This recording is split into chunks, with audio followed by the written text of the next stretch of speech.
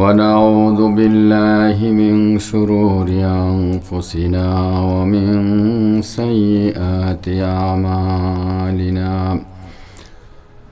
من يهده الله فلا مضل له ومن يضلله فلا هادي له. ونشهد أن لا إله إلا الله وحده لا دينه وسراجا منيرا. أما بعد فقد قال الله تعالى في كلامه المجيد وفرقانه الحميد. أعوذ بالله من الشيطان الرجيم. بسم الله الرحمن الرحيم. إنما يعمر مساجد الله من آمن بالله واليوم الآخر وأقام الصلاة وآتى الزكاة ولم يخش إلا الله فعسى أولئك أن يكونوا من المهتدين. وقال رسول الله صلى الله عليه وسلم: من بنى بيتا في الدنيا بنى الله له بيتا في الجنة، أو كما قال عليه الصلاة والسلام.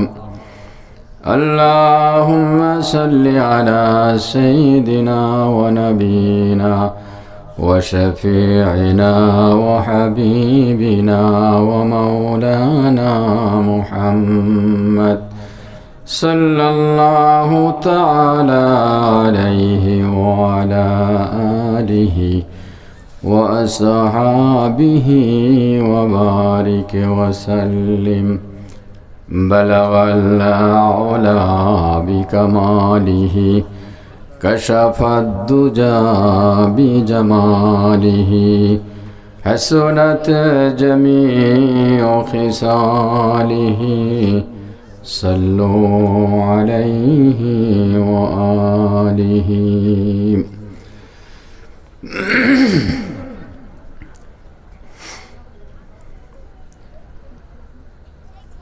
ব্যাপারীপাড়া জামে মসজিদ কর্তৃক আয়োজিত প্রথম বার্ষিক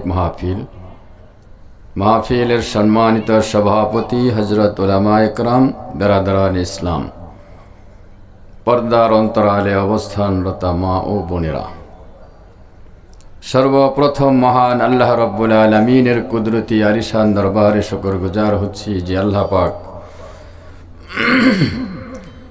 এই কোরআনী মজলিসে, কোরআনী মাহফিলে আমাদেরকে দুনিয়াবি বিভিন্ন কাজ কাম থেকে ফারেক করে অন্য জায়গায় অযথা বেহুদা গল্প গুজারে মগ্ন না থেকে জান্নাত একটি বাগানে আমরা বসতে পেরেছি। এজন্য আমরা সকলেই মনকে উজাড় করে অন্তরের অন্তঃস্থল থেকে একমাত্র আল্লাহকে খুশি করার জন্য আল্লাহর দেওয়া জবান দিয়া, জবান কার দেওয়া? আপনার আমার মাথা থেকে পা পর্যন্ত পুরা শরীরের যে অঙ্গগুলো, এক একটা অঙ্গ কি সারা পৃথিবী বিক্রি করে পাওয়া যাবে? তাহলে এক একটা অঙ্গের যে কি দাম, যার না আছে সে বুঝতেছে যে এই অঙ্গটার কতটুক দাম। সব বডি ঠিক আছে, কিন্তু জবান ঠিক নাই, মানে জবান সে বন্ধ, বোবা, সে কথা বলা পারে না। মনের যে আবেগ, মনের যে বেদনা, সেটা সে প্রকাশ করতে পারে না। তাহলে সে কত কষ্টে আছে সে বুঝতেছে। তাহলে আল্লাহ আপনাকে জবান দিয়েছে কেন? এই জবান দিয়ে আল্লাহর প্রশংসা করব। আমরা কার প্রশংসা? আল্লাহর প্রশংসা করব। আর প্রশংসা করলে আমি লাভবান হব, আল্লাহর কোনো লাভ লোকসান নেই। সারা দুনিয়ার মানুষ যদি ঐক্যবদ্ধভাবে একযোগে আল্লাহর ইবাদত বর্জন করে, আল্লাহর লাভ ক্ষতি হবে? আর সবাই সারা দুনিয়ার কোনো কাফের মুশরিক বেঈমান নেই, সকলেই মুসলমান, সকলেই আল্লাহর আনুগত্যশীল, এতেও আল্লাহর কোনো লাভ নেই। লাভ ক্ষতি সব কাদের? যারা করে তাদের জন্য লাভ, আকার করে না, ক্ষতি তাদের জন্যই। তাহলে আল্লাহর দেওয়া জবান দিয়া যখন আল্লাহর প্রশংসা করব আমরা, সেই প্রশংসার কি মূল্য? আমি একটা হাদিস দিয়ে কথা বলছি, লম্বা চড়া কথা বলবো না, অল্প সময় কথা বলবো। তবে কোরআন হাদিসের আলোকেই কথা বলার চেষ্টা করি, যে কোরআন হাদিসের আলোকে কথাগুলি বললে সেগুলো আমরা শুনবো, কান লাগায় শুনবো। তাহলে সে কোরআনের একটা কথা, হাদিসের একটা কথা যদি আপনি মনোযোগ সহকারে শোনেন, সেই কথাটা কিয়ামতের আদালতে এত বড় বিশাল তার ওজন হবে। ওয়ানাদাউল মাওয়াজিনাল কিসতা লিয়াউমিল কিয়ামাহ, কিয়ামতের ময়দানে আল্লাহ পাক কি করবে? ইনসাফের মানদণ্ড কায়েম করবে। সেদিন কি? সেদিন আল্লাহ ইনসাফের মানদণ্ড কায়েম করবে, এক জাররা পরিমাণ কমবেশ হবে না। আমরা তো বাজারে কোনো কিছু ক্রয় করতে গেলে দেখা যায়, এখন তো আবার মাপার মশলাও নেই, দাঁড়িপাল্লা নেই, আছে নাকি? এখন দাঁড়িপাল্লা দিয়ে মাপা নেই, এখন মিটার উঠে দেয়, তাওয়ার মধ্যেও চুরি আছে, ঠিক আছে না?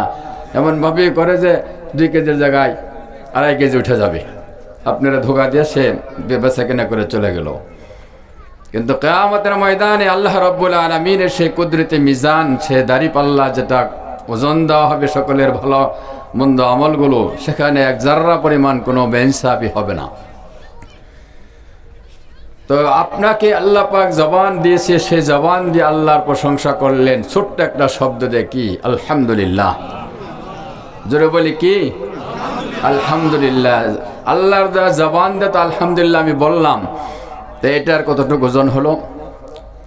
সরকারে দো আলম আকায়ে নামদার তাজদারে মদিনা আহমদ মুজতবা মুহাম্মদ মুস্তাফা সরওয়ারে কায়নাত জনাবে মুহাম্মদুর রাসূলুল্লাহ সাল্লাল্লাহু আলাইহি ওয়াসাল্লাম বলেন, পৃথিবীর মানুষেরা, হে আমার উম্মতেরা, আল্লাহ তোমাকে জবান দিয়েছে। আল্লাহর দেওয়া জবান দিয়ে যখন আল্লাহর প্রশংসা স্বরূপ তুমি জবান দিয়ে একবার বের করে দিলা আলহামদুলিল্লাহ, ওই আলহামদুলিল্লাহ প্রতিদান, ওই আলহামদুলিল্লাহ এত বড় বিশাল একটা আকার হবে কিয়ামতের ময়দানে। মিজানের এক পাল্লায় যদি সেই আলহামদুলিল্লাহ দিয়ে দেওয়া হয়, 7 আসমান 7 জমিন যদি অপর পাল্লায় দেওয়া হয়, যে পাল্লায় আপনার আল্লাহ দেওয়া আপনার জবান দিয়ে আল্লাহর প্রশংসা করেছিলেন, একবার শুধু বলেছিলেন আলহামদুলিল্লাহ, ওই আলহামদুলিল্লাহর সব যখন মিজানের এক পাল্লায় দেওয়া হলো, অপর পাল্লায় 7 আসমান 7 জমিন দেওয়া হলো, যে পাল্লায় আপনার জবান থেকে আল্লাহর প্রশংসা উচ্চারণ করে আল্লাহ খুশি করেছিলেন, ওটা যদি মঞ্জুর হয়ে থাকে, তাহলে আলহামদুলিল্লাহর পাল্লা ভারী হয়ে যাবে। ভাইরা আমার, আল্লাহ রাব্বুল আলামিন আপনাকে বলবেন, হে আমার উম্মতের আব্দুল্লাহ, আব্দুল করিম, আব্দুল সত্তার অমুক এলাকার, তুমি আমার নবীর কথা অনুযায়ী আল্লাহর প্রশংসা আমি আল্লাহর দেওয়া জবান দিয়ে করেছিলাম, এত বড় বিশাল আকার ধারণ করেছে। এই বিশাল আকার ধারণ করার কারণে ফাআম্মা মান সাকুলাত মাওয়াজিনুহু ফাহুয়া ফি আইশাতির রাদিয়া, যার মিজানের পাল্লা ভারী হয়ে যাবে, নেকের পাল্লা ভারী হয়ে যাবে, আল্লাহ পাক তার জন্য জান্নাতের ফয়সালা করে দিবেন। তো যা হোক ভাইরা আমার, তাই এই জন্য বলতেছিলাম যে এক একটা অঙ্গর যে আল্লাহ পাকের কাছে কি মূল্য, কি দাম, সেটা আমরা সারা দুনিয়া বিক্রি করো, সেটার মূল্য হবে না।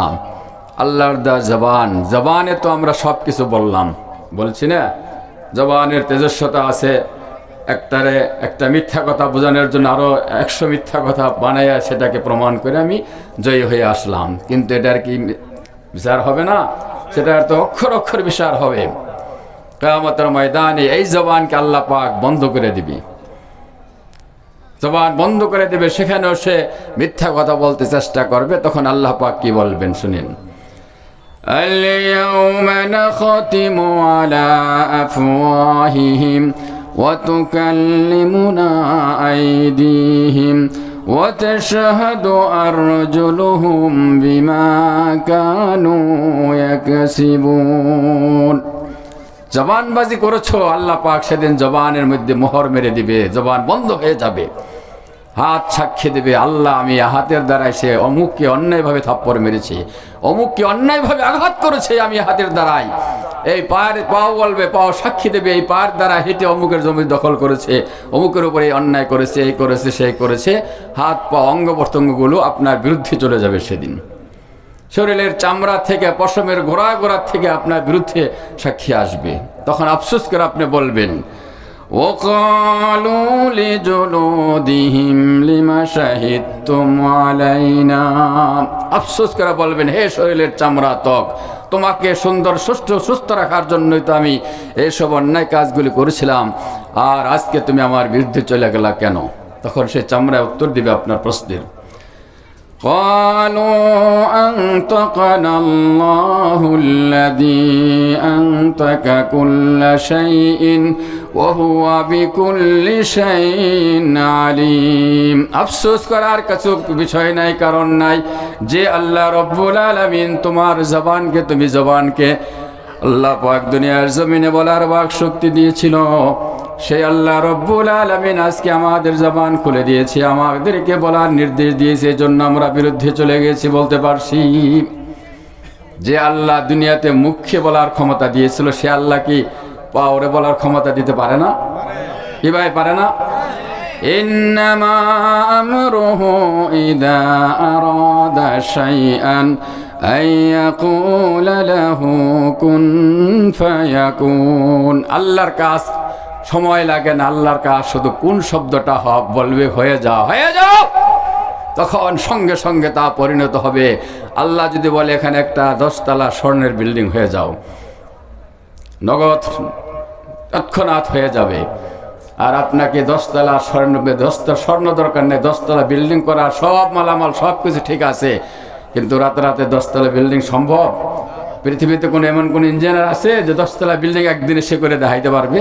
কোনোদিন পারবে না। এটা একটা সময় সীমা রাখা আছে, এতদিনের মধ্যে 10 তলা কমপ্লিট করতে পারবে, যদি সব কিছু মাল মেটার সব থাকে, তারপরও এতদিন সময় লাগবে। কথা ঠিক কিনা? যা হোক ভাইরা আমার, এই জন্য আল্লাহ পাকের জন্য আমরা সেই আমার পুরো শরীরটা আল্লাহ পাকের হুকুমে যদি কাটাই, তাহলে আল্লাহ পাক আমার জন্য সে জান্নাতের ওয়াদা দিয়েছেন, সে জান্নাত আমরা পেয়ে যাব। এই জান্নাতের আশাই তো আপনারা এখানে শোনার জন্য আসছেন, তাই না? অনেকেই বলে যে মাইকের আওয়াজ তো শোনা যায় ঘর থেকে আওয়াজ শোনা যায়, ঘরে বসে বসে তো আওয়াজ শোনা যাবে, ঘরে বসে শুনি। কিন্তু এখান তো চতুর্দিক দিয়ে আমরা যদিও দেখি না, কিন্তু হাদিসে পাকের বর্ণনা মোতাবেক চতুর্দিক দিয়ে ফেরেশতা ঘিরে আছে। কারা আছে? ফেরেশতা ঘিরে আছে। ফেরেশতার রেকর্ড, দুনিয়ার রেকর্ড জায়েজ নেই, সেটা আমরা করে রাখতেছি, ঘরে রেখে দেখতেছি, কিন্তু ফেরেশতা এগুলি কুদরতি রেকর্ড করে রাখছে, কিয়ামতের ময়দানে আপনার সামনে আপনাকে দেখানো হবে। তো সেই ফেরেশতা রেকর্ড করে আসছে, ফেরেশতাদের পাখার ছাউনির ভিতরে আমরা সকলে আছি। আগে এটা বোঝানো যাইতো, এখন এই যুগের পোলাপান এটা বোঝানো কঠিন। মুরগি পালে না মহিলারা? মুরগি পালে, মুরগি ডিম দেয় 10টা 15টা 20টা ডিম দেওয়ার পরে মুরগির ওম আসে, তখন ছাই বা কি খের দিয়া একটা পাতিলার মধ্যে মুরগির ডিম বসায় না? তো বসানোর পরে দেখা যায় 20 দিন ওম দিলে তখন বাচ্চাগুলি ফুটে যায়। 1-2টা বাচ্চা, 2-4টা বাচ্চা দেখা যায়, 3টা বাচ্চা ফুটতেছে না, তখন মহিলারা কি করে, কানের মধ্যে ওই ডিমটা লাড়া দেয়, লড়ে, তখন বুঝতে পারে কি এটা নষ্ট হয়ে গেছে, এটা আর কি হবে না, বাচ্চা উঠবে না, তখন সেটা ভেজা খায়। নাকি ভেজা খায় না, ফালাই দেয়, সেটা ফেলে দেয় পাগারে। আমাদের দেশে বলে উত্তর সাইডে পাগার আছে, সেদিকে নিক্ষেপ করে। কেন? ওই 1-2টা ডিম সেটা মুরগির পাখার ছাউনির বাইরে ছিল, যার কারণ ওই মুরগির যে তাপটা এটা লাগে না, এই জন্য তার মধ্যে ছানা বাচ্চা ফুটে নাই। তাহলে এখানেও আমরা ফেরেশতাদের পাখার ছাউনির ভিতরে আছি, ঘরে বসে বসে সব এই মজলিসের সব পেয়ে যাব আমরা। আর মনে করবো আমি ঘরে বসে বসেই সব কিছু পেয়ে যাবো, এটা কোনোদিন ভাববে না। এখানে এই ফেরেশতাদের পাখার ভিতরে আসতে হবে, প্যান্ডেলের ভিতরে আসতে হবে, আইসা তারপর ওয়াজ শুনবে। তখন আপনি ফেরেশতার রহমতি পাখার ভিতরে থাকলেন, তখন বেষ্টনীবিদ থেকে তখন পূর্ণ রহমত নিয়ে জান্নাতের কথা শুনে জান্নাতে যাওয়ার পথ নিয়ে তারপর ঘরে যেতে পারবেন। এই জন্য সকল ভাইদেরকে বলছি যে আমরা সকলেই সেই ফেরেশতাদের পাখার ছাউনির ভিতরে চলে আসি। তাহলে আমি আজকের এই কোরআনী মজলিসের জান্নাতি বাগানের জান্নাতি মজলিসের আমরা সব নিয়ামত ভোগ করে আমরা যেতে পারবো। যা হোক ভাইরা আমার, আমরা সকলেই সেই মুর্শিদ আমার প্রাণ কেন্দ্র। বর্তমান মাস রজব মাস চলতেছে, আরবি মাস কি মাস? রজব মাস চলছে। এই মাসে আল্লাহ পাক রসুলকে নিজ কুদরতি দরবারে আমন্ত্রণ জানায় নিয়েছিলেন, আপনাকে আমাকে নামাজ উপহার দিয়েছিলেন। বন্ধুর কাছে যখন যায় উপহার দেন, একটা উপহার দেয়। সেই উপহারটা কি দিয়েছিল? নামাজ উপহার দিয়েছিল। অন্য কোনো ইবাদত উপহার দেয় না, নামাজ দিয়েছে কেন? বিস্তারিত বলার সময় নেই, তবে নামাজটা উপহার দিয়েছে এই জন্য যে নামাজ একটা ইবাদত, সেই ইবাদতের মধ্যে সব ইবাদত ঢুকাই দেওয়া আছে। সমস্ত ইবাদত আমরা রোজা, হজ, যাকাত যাবতীয় ইবাদত করি, সব ইবাদত কি নামাজের মধ্যে ঢোকানো। কেমনে? রোজা নামাজের মধ্যে আছে। কিভাবে? নামাজ পড়া অবস্থায় কি খাওয়া যায়? দূর থেকে আসছেন, যখন খাবারের সময় হচ্ছে, নামাজের সময় চলে যায়, পকেটে রুটি নিয়ে গেলেন, খাবো আর নামাজ পড়বো, এটা কি চলবো? নামাজ শুরু আল্লাহু আকবার যখন বললেন, খানা পানহার সব হারাম হয়ে গেল, কোনো কিছু করা যাবে না। রোজা রাখলে, রোজা খেলে রাখা অবস্থায় কি খাওয়া যায় না? খাওয়া যায়? খাওয়া যায় না। তাহলে রোজা রাখা অবস্থায় যেহেতু খাওয়া যায় না, নামাজ অবস্থায় খাওয়া যায় না, তো নামাজের মধ্যে রোজাও আছে। নামাজের মধ্যে যাকাত আছে। নামাজ পড়বেন আপনি, কাপড় লাগবে, কাপড় লাগবে না, কাপড় কিনতে টাকা লাগে না, টাকার মধ্যে যাকাত দেওয়া হয়, তাহলে নামাজের মধ্যে যাকাতও আছে। নামাজের মধ্যে হজ আছে। এখন যে আমরা পূর্ব দিকে নামাজ পড়ি, নামাজ হবে কেন? পশ্চিম আমাদের হলো কেবলা, হলো কি পশ্চিম দিকে। খানায় কাবা হয়েছে আমাদের কি ওই পশ্চিম দিকে, এই জন্য কেবলা দিক হয়ে নামাজ পড়তে হবে, এটা ফরজ। মুতাওয়াজ্জিহান ইলা জিহাতিল কাবাতিশ শরীফ আমরা নামাজ নিয়ত করি না ভাইরা? তো এখানে নামাজ পড়ি, খানায় কাবার জিয়ারত করার নামেই মূলত হজ। তাহলে হজও কি নামাজের মধ্যে চলে আসলো। এখন আসেন, অন্যান্য মখলুকরা ইবাদত করে, কিছু মখলুক আছে সেগুলি আল্লাহ পাকের কুদরতি ভাবে যেভাবে সৃষ্টি করেছেন সেভাবে চলে, তার ব্যতিক্রম চলে না, এটাই হলো তার ইবাদত। যেমন গাছ সর্বক্ষণ সে দাঁড়িয়ে থাকবে, দাঁড়িয়ে থাকা হলো গাছের ইবাদত। তাহলে গাছের ইবাদত নামাজের মধ্যে আছে। নামাজ আমরা দাঁড়িয়ে থাকি না, এ দাঁড়ানোটা। পাহাড় আপন জায়গায় বসে থাকে, পাহাড়ের কাজ বসে থাকা, অবস্থান করে একই জায়গায় থাকা। নামাজের মধ্যে কোদ মানে বসা, আমাদের নামাজে বসতে হয় না, বসা তো হবে। 2 রাকাতের পরে যদি না বসেন তাহলে 4 রাকাত নামাজ হবে? হবে না। রুকু অবস্থায় থাকে, গরু, ভেড়া, বকরি, ছাগল যে অবস্থায় চলে, এটা রুকুর অবস্থাটা। ভেড়া, বকরির, ছাগলের ইবাদতরা নামাজের মধ্যে রুকুর মধ্যে আসে। কিছু প্রাণী আছে, সাপ, বিচ্ছু, এগুলি কি জমিন দিয়ে চলে, এগুলি শুয়া চলে। তো নামাজের মধ্যে সিজদা দিয়ে আমরা সিজদার শোয়ার শেকেল, শোয়ার আকৃতি হয়, তাহলে ওই প্রাণীর ইবাদতও নামাজের মধ্যে আছে। তাহলে নামাজটা জামি ইবাদত, সব ইবাদত নামাজের মধ্যে একত্র আসছে। নামাজের মধ্যে আমাদের রোজা আছে, নামাজের মধ্যে হজ আছে, নামাজের মধ্যে যাকাত আছে, সমস্ত মুখলুকাতের ইবাদত নামাজের মধ্যে ঢুকাই দেওয়া হয়েছে। এই জন্য আল্লাহ রাব্বুল আলামিন তার পেয়ার হাবিবকে কুদরতি দরবারে আমন্ত্রণ জানিয়েছিলেন। সময়টা ছিল কতটুকু সময়? বিশাল সফর, মসজিদ হারাম থেকে মসজিদ আকসা পর্যন্ত সফর, এতটুকু সময় লাগে হলো। ওই সময় তেজস্ব ঘোড়ার উপর আরোহণ করে সময় লাগতো 1 মাস সময়। আর মসজিদ আকসা থেকে প্রথম আসমান, দ্বিতীয় আসমান, এরকম 7 আসমান ভেগ করছে। সিদরাতুল মুনতাহা শেষ করে আল্লাহর আরশে আজিম পর্যন্ত পৌঁছে 7 দুজক 8টা বেহেশত সব দেখে নবী আসছে। সময় কতটুক? উঁচু জায়গার মধ্যে অজু করলে অজুর পানি গড়ায় পড়ে না, কতটুকু গড়ায় পড়ে? যতটুকু গড়ায় পড়ে যায় অতটুকু সময়, এই সময়ের ভিতরে বিশাল সফর করে রুমে চলে আসছে। ধরে বলি সুবহানাল্লাহ। যা হোক, সেই বিস্তারিত সেটা আমি বলার সময় নেই, বলবো না আমি। এখন আমার বলার উদ্দেশ্য একমাত্র এটাই, সেই নামাজের প্রাণ কেন্দ্র আমাদের মসজিদ। কি মসজিদ? এই জন্য মসজিদ সম্পর্কে, যেহেতু আজকে মাহফিল, মসজিদ সম্পর্কে একটা হাদিস পড়েছি আমি, একটা আয়াত পড়েছি, তাকে সামনে রেখে আর কয়েক মিনিট কথা বলবো। আশা করি আপনারা সকলেই হৃদয়ের কানে সেগুলি শুনবেন আমলের নিয়তে। তাহলে মসজিদে দান সৎকা করা, মসজিদ করার দ্বারা ফায়দা কি তা আপনি উপলব্ধি করতে পারবেন।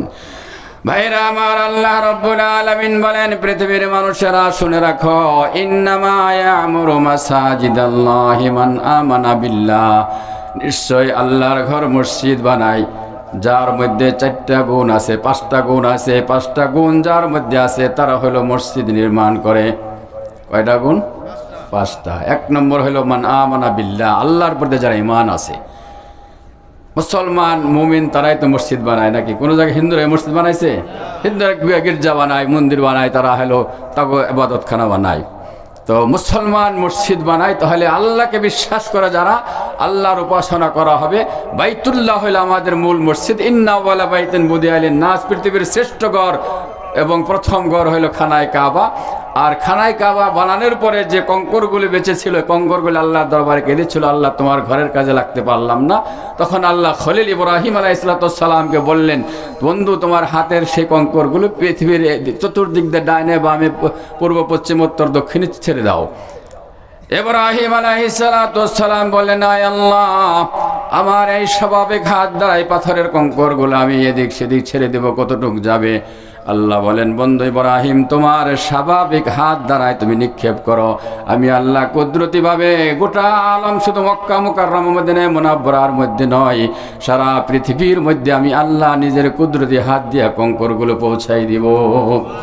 যে জায়গায় একটা কঙ্কর পৌঁছবে সেই জায়গাটা যদি সাগরের মধ্যে পড়ে না, সেখানে দ্বীপ উঠাইয়া আমি আল্লাহ সেখানে কিয়ামতের আগ হলো সেখানে একটা মসজিদ বানাই দিব। তাহলে কঙ্করগুলি কায়দে ছিল, কঙ্করের কাদা আল্লাহ পাক মঞ্জুর করেছিল, এই জন্য সেই কঙ্কর যেখানে পড়ছে সেখানে মসজিদ নির্মাণ হয়েছে। তাহলে আপনাদের বিশ্বাস থাকতে হবে যারা এই মসজিদের করতেছেন, এখানে একটা কঙ্কর অবশ্যই কি পড়েছে বিধায় এখানে একটা মসজিদ হয়েছে। তাহলে এই জন্য এক নম্বর হলো মান আমানা বিল্লাহ, যারা আল্লাহর প্রতি ঈমান এনেছে, আল্লাহকে বিশ্বাস করে আল্লাহ মহান, আল্লাহর উপাসনা করব, তাহলে সারা পৃথিবীর মসজিদগুলো বাইতুল্লাহ শাখা প্রশাখা। মিজাবে রহমত দিয়ে আসে একটা নালা আছে, যারা গিয়েছেন তারা দেখেছেন। ওই মিজাবে রহমত দিকে আল্লাহ পাক আরশে আজিম থেকে কি করেন, বাইতুল মামুর সাত আসমানের পর একটা মসজিদ আছে, ফেরেশতারা নামাজ পড়ে, ওইটার নাম হলো বাইতুল মামুর। 70,000 ফেরেশতা একসাথে নামাজ পড়ে, 2 রাকাত পড়ে তারা চলে যায়, আবার পরে 70,000 ফেরেশতা এসে পড়ে। এইভাবে পড়তেছে, এক ফেরেশতা এক জমাত, দ্বিতীয়বার আসা আল্লাহ হবে না, তাহলে কত ফেরেশতা আল্লাহ পাক তৈরি করেছেন। তাহলে সেই ওই বাইতুল্লাহ থেকে বাইতুল মামুর, মানে বাইতুল আরশে আজিম থেকে বাইতুল মামুর, তারপরে বাইতুল্লাহ রহমত নাজিল হয়, সেখান থেকে সারা দুনিয়ার মসজিদের মধ্যে রহমত সাপ্লাই হয়, ওখান থেকে এলাকার ভিত্তিক রহমত সাপ্লাই। এই জন্য আমরা মসজিদে ঢোকার সময় কি দোয়া পড়ি, আল্লাহুম্মা আফতাহলি, জোরে বলেন আল্লাহুম্মা আফতাহলি আবওয়াবা রাহমাতিক, আল্লাহ তুমি রহমতের দ্বার আমার জন্য উন্মুক্ত করে দাও, খুলে দাও। তাহলে বোঝা গেল মসজিদ হলো কি রহমতের জায়গা। এই জন্য মসজিদে যে কথা বলা যায় না, মসজিদে যে কথা বলেন ফেরেশতা, নিয়োজিত ফেরেশতা প্রথম সুন্দর আওয়াজ দিয়ে বলেন, উসকুত ইয়া হাবিব আল্লাহ, হে আল্লাহর বন্ধু তুমি চুপ থাকো। পরে যখন দেখে যে আবার তারপরে কথা কয়, দুনিয়াবি কথা কয়, তখন আল্লাহর ফেরেশতারা একটু সুর পাল্টায় বলে, উসকুত ইয়া আবেদ আল্লাহ, হে আল্লাহর বান্দা তুমি কি করো, চুপ থাকো। তৃতীয়বার যদি আবার কথা বলে তো ফেরেশতা করার সুরে বলে, উসকুত ইয়া আদুব্বাল্লাহ, হে আল্লাহর শত্রু তুমি কথা বন্ধ করে দাও, মসজিদ কথা বলার জায়গা না।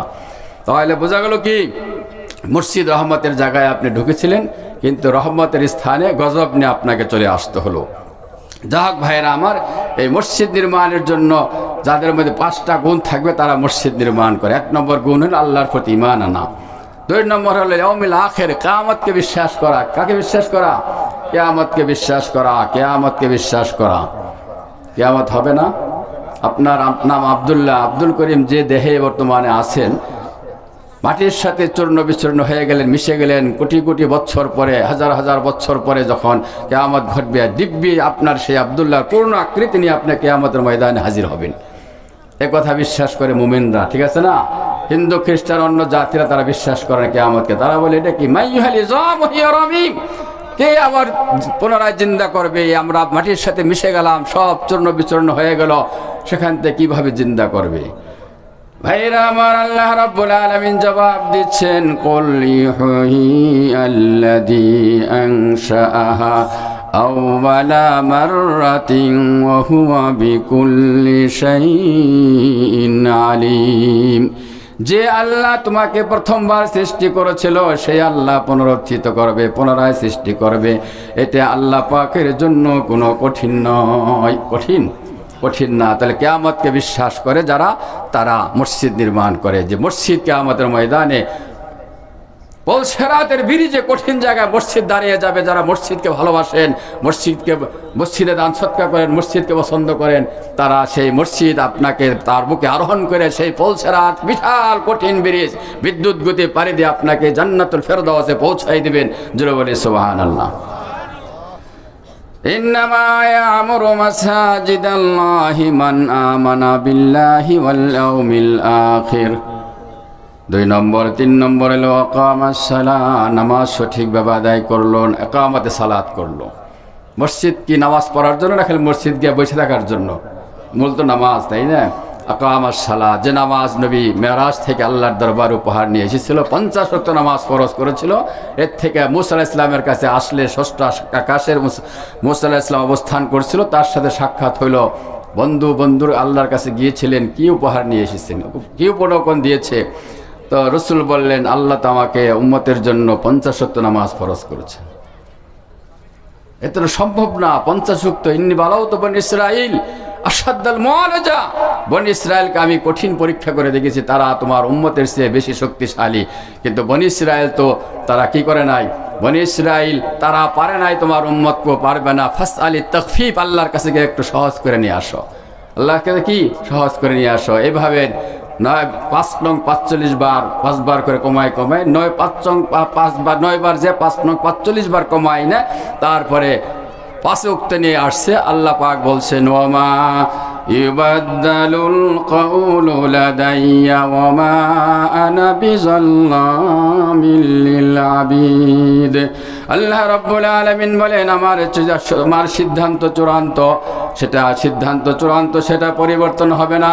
আমি আল্লাহ 50 ওয়াক্ত দিয়েছিলাম, 50 ওয়াক্ততে 5 নামায় নিয়ে আসছে, প্রত্যেকটা 1 10 গুণ। সেই হিসাবে আমি আল্লাহ রাব্বুল আলামিন, যে তোমার উম্মতের মধ্যে যারা 5 ওয়াক্ত নামাজ পড়বে, আমি আল্লাহ তাকে 50 ওয়াক্ত নামাজের সওয়াব দিয়ে দিব।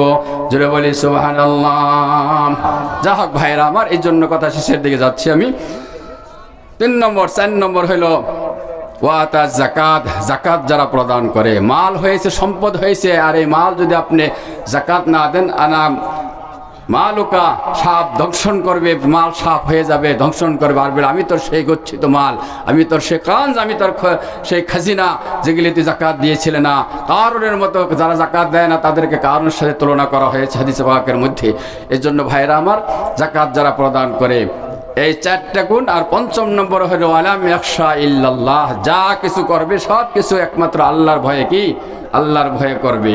ফাসা উলাইকা ইয়াকুনু মিনাল মুহতাদিন। আশা করা যায় এই 5টা গুণ যাদের মধ্যে আছে, তারা সঠিকভাবে মুত্তাকি পরহেজগারে পরিণত হবে। তারা মসজিদ বানাবে, মসজিদ ইবাদতের জায়গা বানাবে।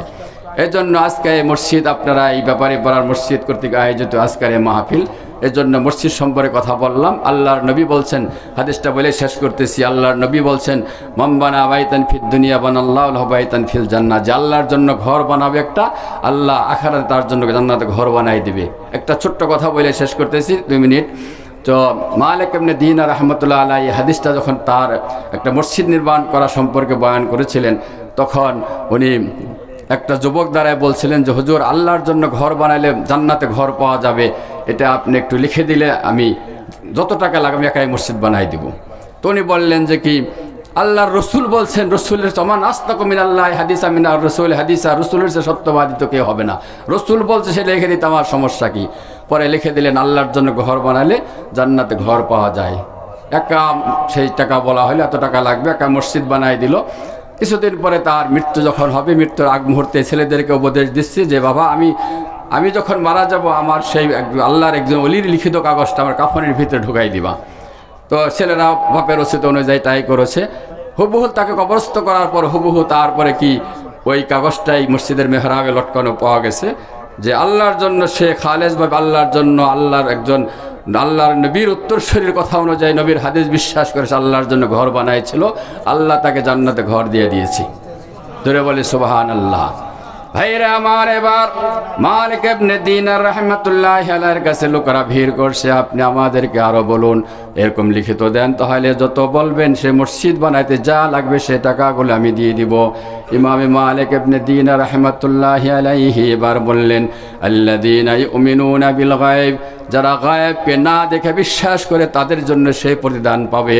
যেহেতু ওই লোকটা না দেখেই বিশ্বাস করে আল্লাহর জন্য ঘর বানাইছিল, এই জন্য পেয়েছে। এবার জান্নাত পাওয়া যায়, তোমরা খবর পাইলা, এবার বিশ্বাস দেখে বিশ্বাস করছো, এই জন্য এখন আর আমি তোমাদেরকে লিখে দিতে পারবো না। তাহলে শেষ কথা এটাই, আল্লাহর জন্য যদি ঘর বানানো হয় তাহলে জান্নাত আল্লাহ ঘর দিবে, কথা কি ইয়াকিন বিশ্বাস নিয়ে মসজিদে দান সদকা করবেন। আল্লাহ রব্বুল আলামিন আপনাদের সকলকে এই মসজিদের জন্য কবুল ও মঞ্জুর করুক। এই মসজিদে দান সদকা করবেন, মসজিদ জিয়া রাখবেন। মসজিদের সাথে মাওলানা মোশাররফ সাহেব তার ভাইরা সহ আমার সাথে অনেকবার আলাপ করেছে, মসজিদের সাথে মাদ্রাসা করার প্ল্যান প্রোগ্রাম তাদের আছে। এজন্য মসজিদ মাদ্রাসা, মসজিদ হলো প্রাণ কেন্দ্র, মসজিদের সাথে মাদ্রাসা, আল্লাহর ঘর আল্লাহর নবীর ঘর যখন একসাথে থাকবে, দুইটা প্রতিষ্ঠান একসাথে থাকলে সেখানে নূর চমকাবে। এলাকার মধ্যে এলেম, মাদ্রাসার মধ্যে এলেম অর্জন করা হয়, এলেম থাকলেই ইমামতি করবে কে, এটা ইমাম খুঁজে পাওয়া যাবে, কথা ঠিক কিনা? যদি এলেমই না শিখে তা কোরআন হাদিস না শিখলে কারা ইমামতি করাবে? লক্ষ লক্ষ মানুষ জমা আছে, একজন কোরআন হাদিস পড়ে নাই, নামাজ পড়াইতে যাইতে বললে নামাজ পড়াই পারবে? কোনো দিন পারবে না। এই জন্য মসজিদ মাদ্রাসাকে ভালোবাসবেন, তার সার্বিক কল্যাণ কামনা করি আমি। আল্লাহ পাক আমাদের সকলকে মসজিদের সাথে জোরে রেখে আমরা যদি দুনিয়া আখিরাতের কামিয়াব হতে পারে সেই তৌফিক আল্লাহ আমাদের সকলকে দান করুক, আমিন। ওয়া আখির দাওয়ানা আলহামদুলিল্লাহি রাব্বিল আলামিন। সকলের কাছে দোয়ার দরখাস্ত, আল্লাহ তাআলা যতদিন বেঁচে থাকবো আল্লাহ পাক যদি ইমানের সাথে বেঁচে থাকার তৌফিক দান করেন। শেষ কথা যখন শেষ নিঃশ্বাস ত্যাগ করব, আল্লাহ পাক যেন কোরআন হাদিসের কথা বলে, কোরআন হাদিস পড়ানো অবস্থায় এবং আপনাদের সাথে কথা বলা এবং দিনের কথাগুলি বলা অবস্থায় আল্লাহ দুনিয়ার থেকে বিদায় গ্রহণ করান, এই তৌফিক আল্লাহ পাকের কাছে রেখে আপনাদের সকলের দোয়া কামনা করেই কথা শেষ করছি। আল্লাহ তৌফিক দান করুক, আমিন। ও আখির দাওয়ানা আলহামদুলিল্লাহি রাব্বিল আলামিন।